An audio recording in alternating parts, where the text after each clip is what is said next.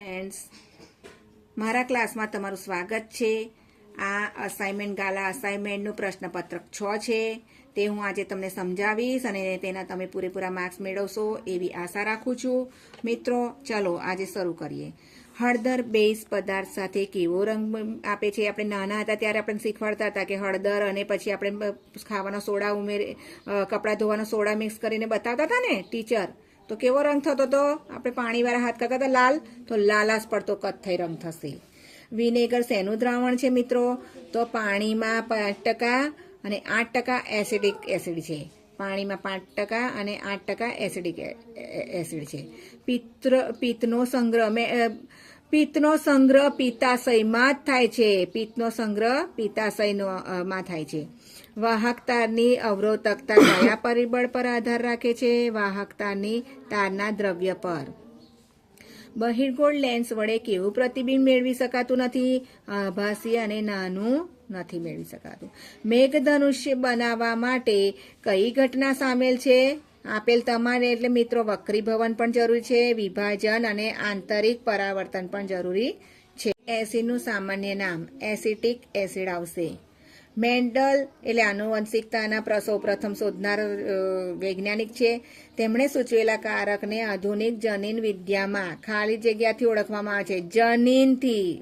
મેન્ડલનું જનીનથી આવશે. જનીન વિદ્યામાં જનીનથી. નીચે આપેલા પરિપથનો સમતુલ્ય અવરોધ ખાલી જગ્યા થશે. આ ફરીથી આવે છે મિત્રો. R1 + R2 આવશે એટલે 4 ઓહ્મ આવશે. હૃદયના ડાબા શેપકમાં મિત્રો આટલું જ યાદ રાખવાનું છે. ડાબા શેપકમાં મુખ્ય ધ્વનિ મહાધમની. ડાબા શેપકમાંથી નીકળતી મુખ્ય ધમની મહાધમની.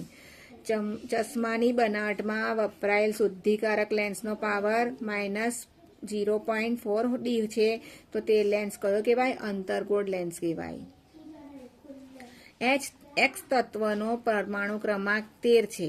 તો આ X તત્વની સૌથી નજીકનો નિષ્ક્રિય વાયુ નિયોન આવશે મિત્રો. આ નહીં, નિયોન આવશે.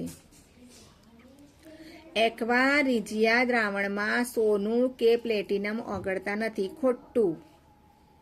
ઓગળી જાય છે. મેન્ડલ એટલે આનુવંશિકતાના જે સૌપ્રથમ પ્રયોગ કરનાર વૈજ્ઞાનિક છે.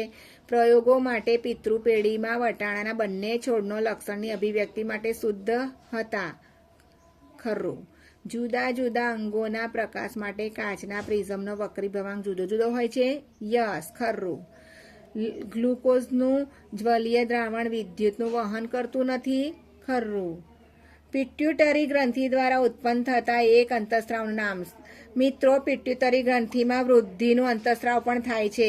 આપણે વધીએ છીએ તે. કયા વર્ગના પ્રાણીઓના લિંગી નિશ્ચયન ફલિત અંડકોષના તાપમાન પર આધારિત હોય છે? સરીસૃપ, સાપ ને બધા હોય છે ને તે. આંખના લેન્સની જાડાઈમાં ફેરફાર કરવા માનવ આંખનો કયો ભાગ મદદ કરે છે?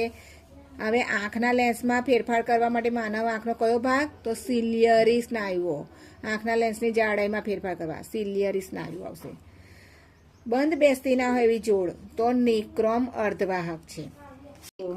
મિત્રો, ઇસ્ટ્રોજન એ માસિક ચક્રનું નિયમન કરે છે અને થાઇરોક્સિન એ શરીરની વૃદ્ધિ માટે ચયાપચયનું નિયમન કરે છે. આ અંતઃસ્રાવો વિચારી લેજો મિત્રો.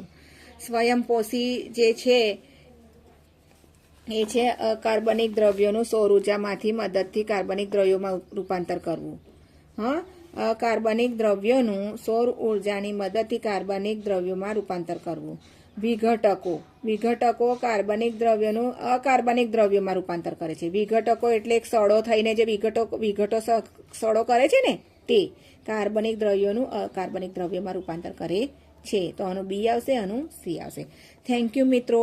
આ તમે 6 પેપરો સોલ્વ કર્યા છે અને તેના પૂરેપૂરા માર્ક લાવશો એવી શુભેચ્છા રાખું છું. અને મિત્રો, આ પરીક્ષામાં પૂરેપૂરી મહેનત કરજો અને કંઈ પણ જરૂર હોય તો મને કોમેન્ટમાં જણાવજો. હું જરૂર તમને મદદ કરીશ. Best of luck.